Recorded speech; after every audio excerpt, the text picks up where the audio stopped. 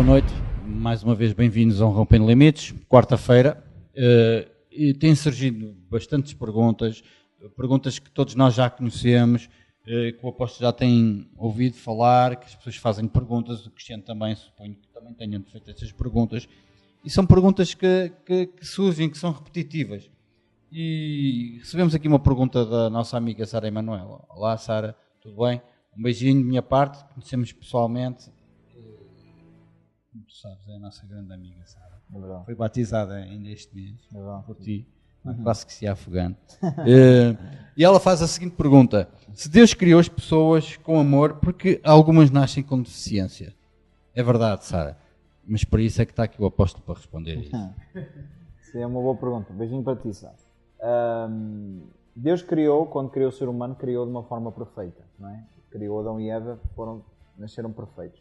Mas depois o homem, por assim dizer, entregou o governo deste planeta, o controle deste planeta nas mãos do diabo, não é? Quando Adão e Eva pecaram e desobedeceram a Deus e obedeceram à voz do diabo.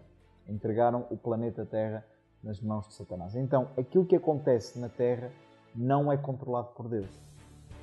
É que muitas pessoas têm uma ideia errada. Pensam que Deus controla as coisas que se passam neste planeta. Deus não controla as coisas que passam neste planeta. Porque se Deus controlasse, não haveria fomes, não haveria guerras, não haveria tristezas, não haveria crianças nos hospitais, não haveria enfermidades. Deus não controla este planeta. Então quem controla este planeta é o diabo. Então, respondendo à pergunta da Sara. Sara, Deus criou-nos de uma forma perfeita, mas o que acontece nesta terra não está debaixo do controle de Deus, está debaixo do controle do inimigo. Por isso é que nascem muitas vezes crianças com deficiências, crianças doentes, e etc. E coisas que não deveriam acontecer, mas acontecem porque este planeta, a Terra, não está debaixo do controle de Deus, mas está debaixo do controle do inimigo. Diferente é quando nós somos filhos de Deus e nós entregamos as nossas vidas nas mãos de Deus, tudo aquilo que se passa a partir desse dia em diante, já a nossa vida, a nossa casa, a nossa família, já isso é controlado, é dirigido por Deus. Por exemplo, eu posso ter a certeza que os meus filhos vão nascer saudáveis, vão nascer perfeitos, não é?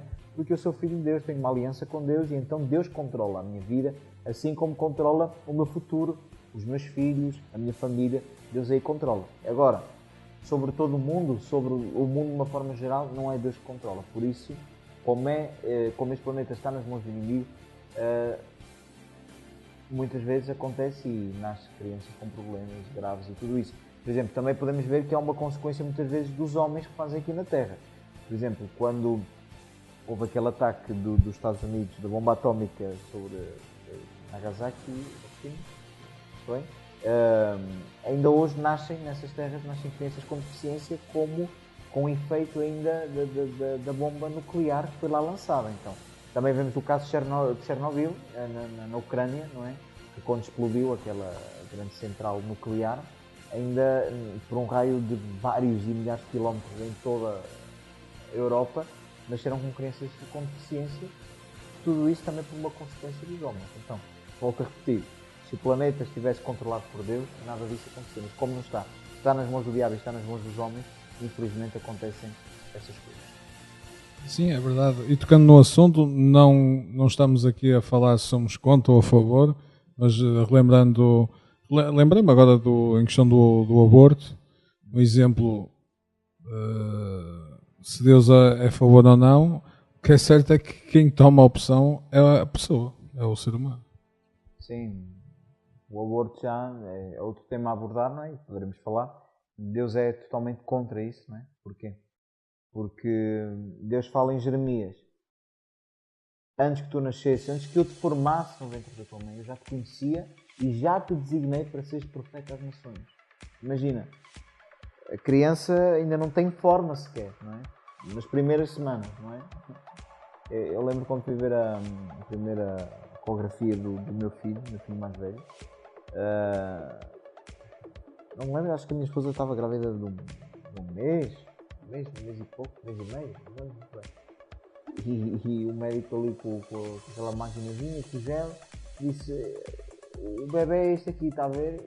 Eu não estou nada a ver, onde é que ele está que eu não estou a ver? E ele apontou para o monitor: é este aqui, era assim, uma formiga. E eu disse: este aqui é com o meu filho. E o que Deus queria dizer em Jeremias era, em outras palavras, ainda quando eras, palavras minhas, ainda quando eras esta formigazinha, eu já te conhecia e já te tinha designado, ou seja, Deus já dá propósito às crianças, mesmo antes delas nascerem.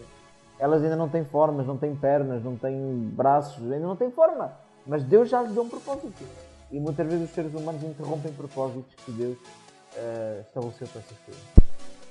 Sim, e esta questão, lá está, nós não somos nenhum Che Guevara, que estamos aqui a dizer devemos ter a lei tal neste país ou não. Nós queremos é fazer a vontade de Deus, não é? E nós sabemos que a vontade de Deus, pelo que vemos, é a vida.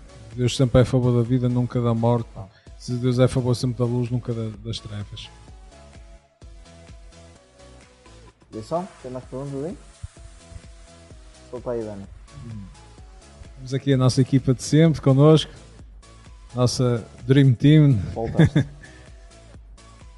Temos aqui Daniel Albuquerque. Também ali. Apresenta tu o teu filho. Não precisa apresentar. Já que não surgem perguntas, já que eu tenho a fama de fazer perguntas difíceis, Chama-me bem. aposto. Diga-me uma coisa. Muitas pessoas dizem: qual é a diferença entre igreja e congregação? Quando nós passamos na rua, vemos igreja papapá, igreja dos smarts, igreja por aí fora, igreja de qualquer coisa. Tantas igrejas. Qual é a diferença entre igreja e congregação? Será que devia, em vez de dizer igreja, devia ser congregação? Ou a igreja somos todos nós? E o que é que devemos chamar ao local que congregamos? Igreja. A palavra congregação, não, pelo menos aos meus ouvidos, não me soa muito bem. Não muito bem, não me agrada assim 100%. Mas a palavra congregação é definida pelo local específico onde nós nos congregamos, não é? Foi a palavra, nos congregamos para louvar a Deus, ouvir a palavra, não é? Por 2 horas por dia, não é? Muitas vezes sei lá, são 3 cultos por semana, muitas igrejas têm, são 6 horas. É esse local que nos reunimos, depois cada um vai para a sua casa, para os seus afazeres, para os seus trabalhos. Mas a igreja continua, a igreja não para, a igreja não está somente limitada àquele local. A igreja nós somos nós. A igreja, por exemplo, nós estamos aqui a fazer o programa Rompendo Limites, isto é a igreja. Nós somos a igreja aqui, não é? Mas a igreja também é o local onde nós nos concentramos, seja aos domingos, aos sábados, aos quartos, às terças, às quintas, qual for o dia, para nós louvarmos a Deus, ouvirmos a palavra. Então, creio que nós podemos apelidar a palavra igreja, não é? Nos dois lados, nos dois sentidos. A igreja somos nós, mas não podemos, como o apóstolo Paulo disse, não podemos deixar de nos congregar. Estamos reunidos no mesmo lugar e louvamos a Deus. E se falarmos num pequeno grupo de pessoas a congregar na casa de alguém? A igreja está aí. A igreja está aí? A igreja está aí. Independentemente da placa. Uma vez o apóstolo Paulo disse assim: cumprimentos à igreja que está na casa de Áquila e Priscila.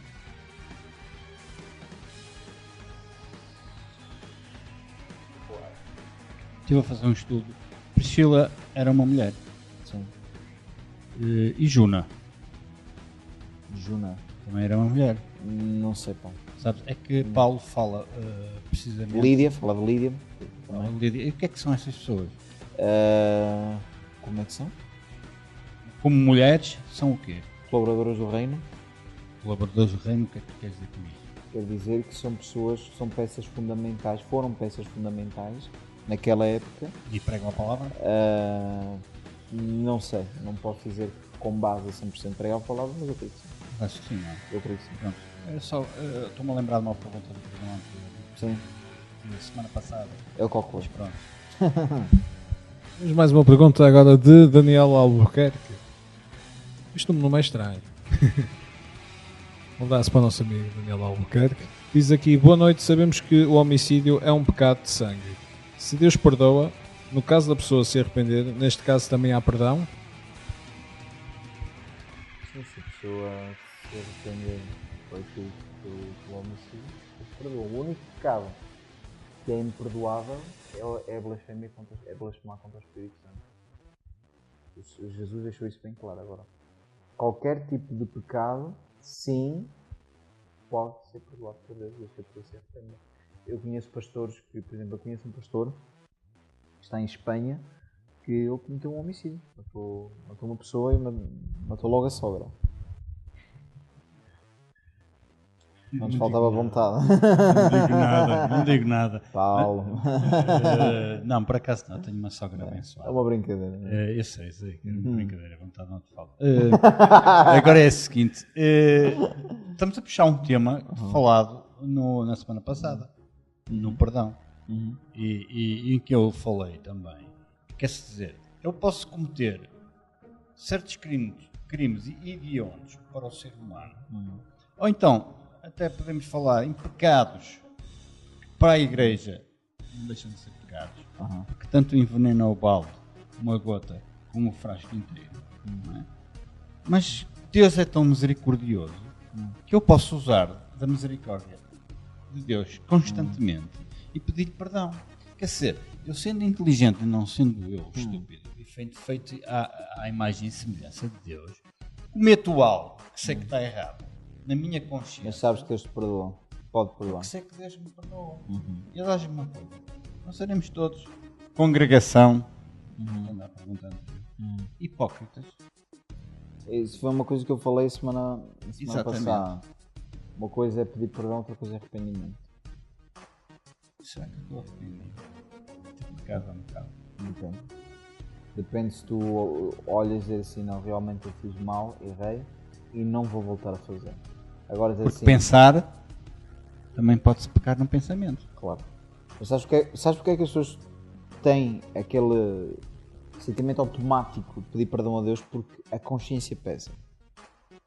Não é Deus que nos acusa, mas é a nossa consciência que o Espírito Santo habita dentro do nosso interior. A consciência pesa porque Deus está lá dentro. Não é? Mas é preciso ser crente ou cristão para... Não. Cada ser humano tem consciência, não é? Eu conheço seres humanos homens e mulheres que não são crentes, mas têm uma consciência mais limpa do que certos crentes, não é? Mas isto é outro tanto. Não, é que estás-me a desafiar a fazer uma pergunta, não é? Para o próximo programa. Está bem, então deixamos para o próximo. E Cristiano, tens mais alguma coisa a dizer além de quereres apresentar a equipa? Não, ele está ali atrás, aquele que está com os fones parece um marciano. É o Gabriel Marques, o que está ali sentado na mesa, porque hoje nós estamos num local diferente de filmagem.